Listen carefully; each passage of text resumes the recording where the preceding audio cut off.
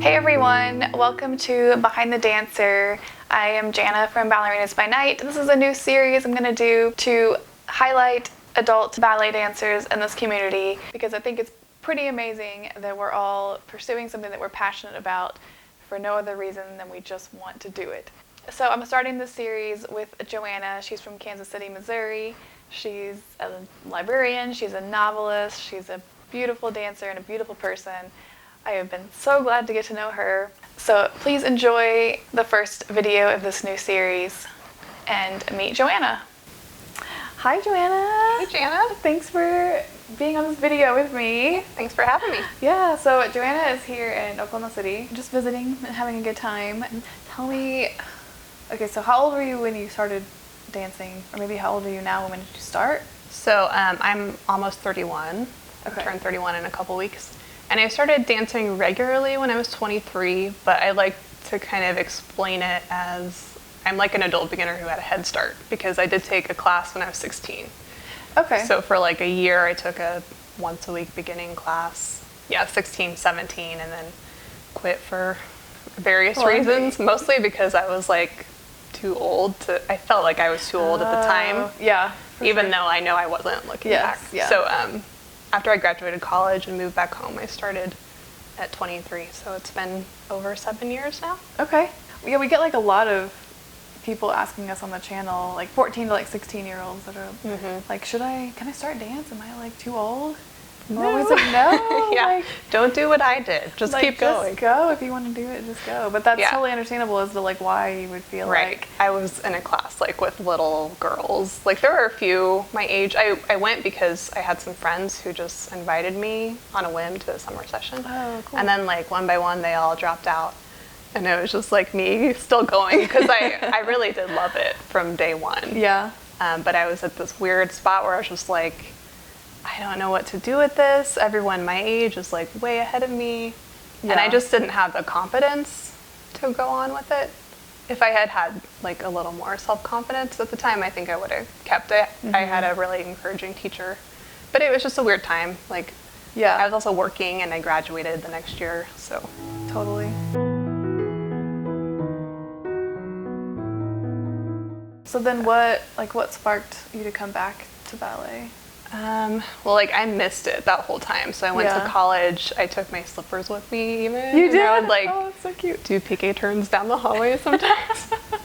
I really missed it, but I like would do a lot of yoga and Pilates. I've always liked to work out, so I stayed in shape and just would like periodically do some sort of ballet step and really missed it. Like I watched a lot of ballet movies. There wasn't like YouTube videos back then to watch. My senior year of college, I took a couple of dance courses. So like a dance history course, which was really interesting for me. I love history. I wrote like a paper on 18th century ballet, so that got me even more interested in it again. And then I took like a semester of dance techniques, which had like 1 week ballet unit. It was like jazz, modern ballet, and improv, I think. Oh, how cool. It was kind of silly, but like enough to get me thinking, okay, I really do love this. Like I'm gonna have to find a way to go back to it.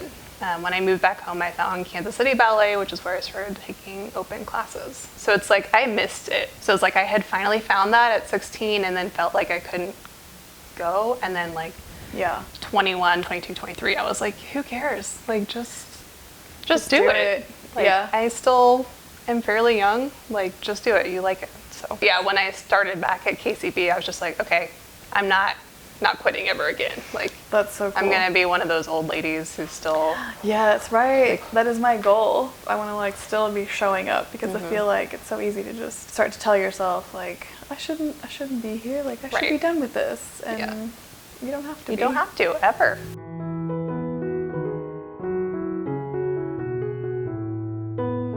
So like, what do you find? I mean, as an adult, like what kind of struggles do you find with like fitting ballet into your life, or like stigmas maybe that people have about it when you tell them like I don't want to go have drinks with you because I have ballet class? Like what are some things that like you've encountered that have Oh, the struggles. The struggles. I like to talk about the struggles. Yeah, I think we all get that. There's definitely like obviously I have a full-time job, so I can really only go to class in the evenings or occasionally a Saturday class. The demand on my time, you know, ballet it's better if you can go more often, and so then I feel like, okay, I need to fit in 3 classes this week, but sometimes that's not feasible. It's a commitment. I mean, it's an hour-and-a-half class that like you have time on either end to warm up and stretch and like get to and from the studio, so my evening is pretty much gone. It does take a certain level of sacrifice. Feeling like that excuse, like I can't I have dance, just like what like little competitive dancers say. Like I feel the same way sometimes. Like I do too. I do need to go to class, even though there's like, it's like, to what end? You're not like going to try to go into a profession or like even performing. It's just class for class's sake. And not everyone gets that. I think people who have some sort of artistic, not even a hobby, but something that's a practice for them, they get it a little more. I'm fortunate that my husband is very understanding of my need for time in the studio. He's a musician, so he gets that. You just have to practice, and and that's, you know, kind of your happy place. That's good that you've got good support. If I didn't have that understanding, it would be way harder. I think. And then there's the, you know, I'm only 31, but I feel like an old lady sometimes.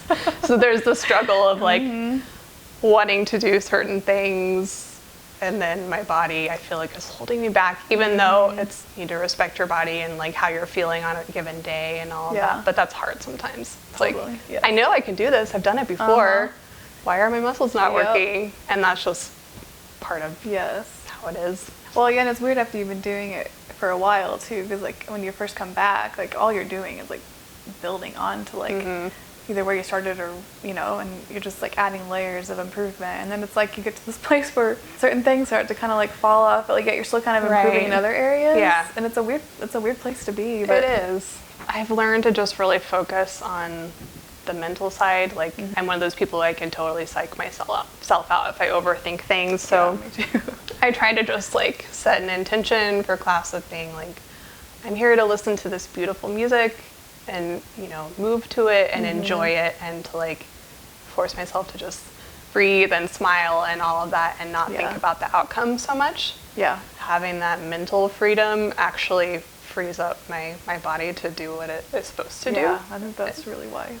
At KCB we have live musicians, and so it's like I get an hour-and-a-half concert. Isn't it great? Like even if I sucked, if I danced like crap, which there's always something that's good, like it's not all crap. But even if I feel like I had a bad class or whatever, like I'm still listening to this beautiful live music, and that's like such a rare thing. So to be in the presence of like a very talented musician and a teacher who knows their stuff and has dedicated their lives to this very like unique, obscure, somewhat misunderstood art form, it's just a great environment. It's a really like inspiring place to be for me.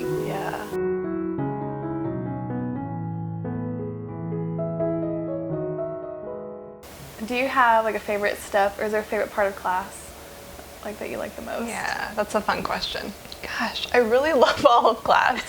Like even Petit Allegro I used to hate, but I've gotten a lot better at it, and I appreciate it now. I like it, I think my favorite is probably any sort of jump. I love Grand Allegro.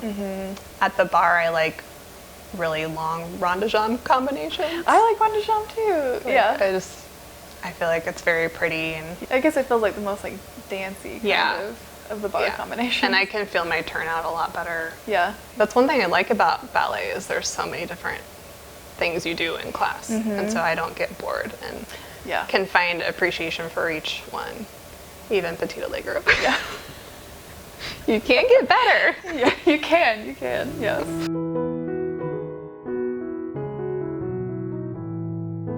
What keeps you coming back to ballet?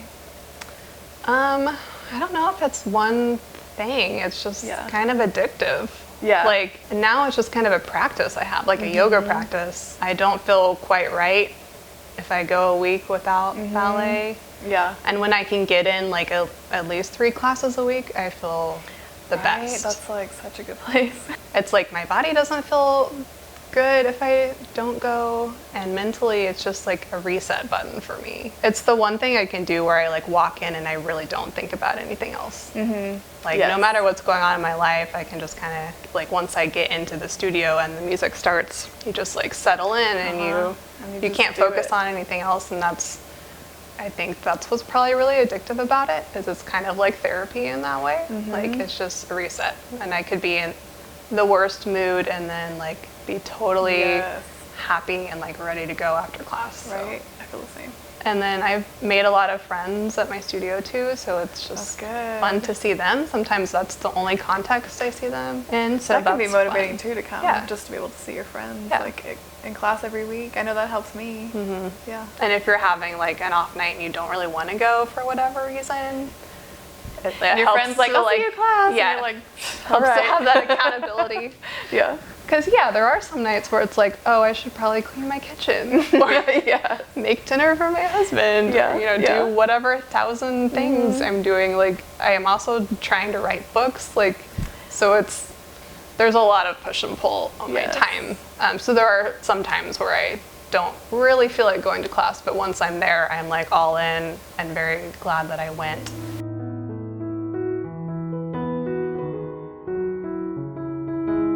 So that reminds me, I should have asked you earlier, like if you want to share what you do for a living, or like what sure. what your daytime gig is, if you want to call it that.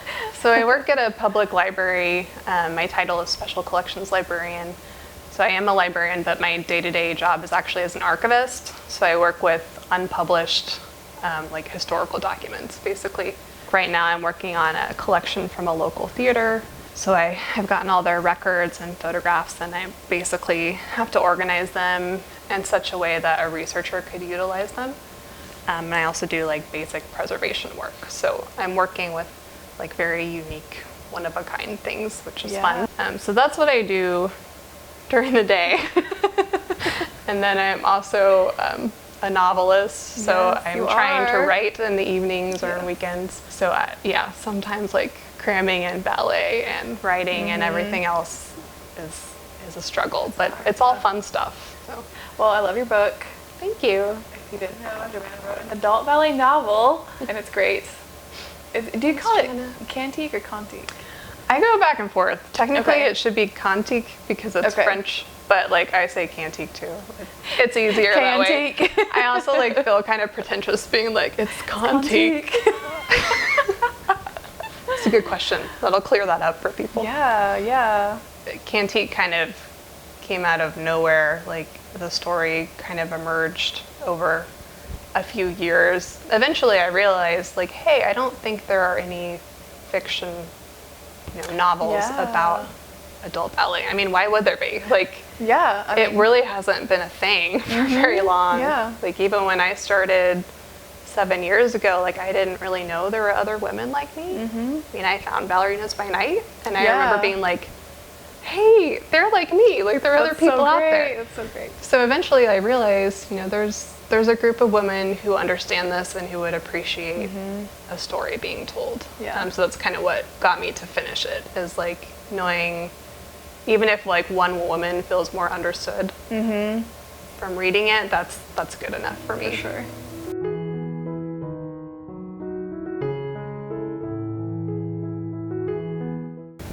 Okay, so one final question. Do you have a favorite ballet, or maybe like a favorite variation that you would love to do? So I guess, do you have a favorite ballet? Uh-huh. And then is there a role that you would like dream to do? I'm kind of like, I like the darker ballets. Yeah? I don't know what that means. So I saw Adam Hoagland's Rite of Spring. Oh my gosh, it was mind-blowing. And Really? it's like super dark and disturbing, but that was like one of my most memorable experiences at a ballet. Okay. I also loved Michael Pink's Dracula. Oh, I just It found was out super cool. Oklahoma City Ballet is doing that Oh, really? this fall. Awesome. Yeah. Go see it. Okay, cool. I'm excited then. Yeah. Will you be photographing it? I guess I probably will, yeah. Cool. But yeah, the Dracula was really awesome. That was a super cool ballet, and I took Michael, my husband, with me, and he really liked it too. Oh, awesome. So I like those kind of gritty ballets for Nice. whatever reason. But yeah, as far as a role, Again, like with the darker, the darker themes. No, this is how you say her name. Myrta and Giselle, the Queen of the Willies. Oh, yeah. I would like love to do that. Yeah. Like, or like Caraboss, like some sort of villain. Something like that. That's cool. Or like Giselle, just the mad scene. I just want to go crazy. Like those are the kinds of things I watch and I'm like, that looks like fun. It's like the evil people. That's so funny because I would have like never pegged that as your answer. I promise I'm not actually evil. I just think villains are interesting. Yeah, it would be really fun to play, I think. Yeah. Queen of the Willies, I feel like it's fun. She gets to do some fun stuff. Yeah. Well, thank you so much for being the first of this video series. Thanks for having me. Yeah, I'm really excited to get to share more stories. Like, I talk a lot about myself in these videos, and there's a lot more stories from other people, so. But we love you. Oh, thanks. So yeah, if you guys want to follow, just did that to my microphone. If you guys want to follow Joanna on Instagram, she's Ballet Librarian. Are you on anything else that you want to be followed on? I guess I'm not. Just Instagram. Or my website's joannamarshabooks.com, and I have a newsletter, so you can sign up for that. Yeah, that'd be good. I periodically send things out through there. And you can buy your book on that website? Yeah. There'll be links to Amazon's the best place to get it. Okay. Paperback and Kindle version. Cool. Oh, awesome. We're going to go see Las Lafide now. Yay. Yeah, I'm so excited. Me too. All right, guys. Thank you so much for watching. Make sure you're subscribed and give this video a thumbs up if you like this series and you want to see more stories from other adult ballet dancers. And we'll see you guys soon. Bye.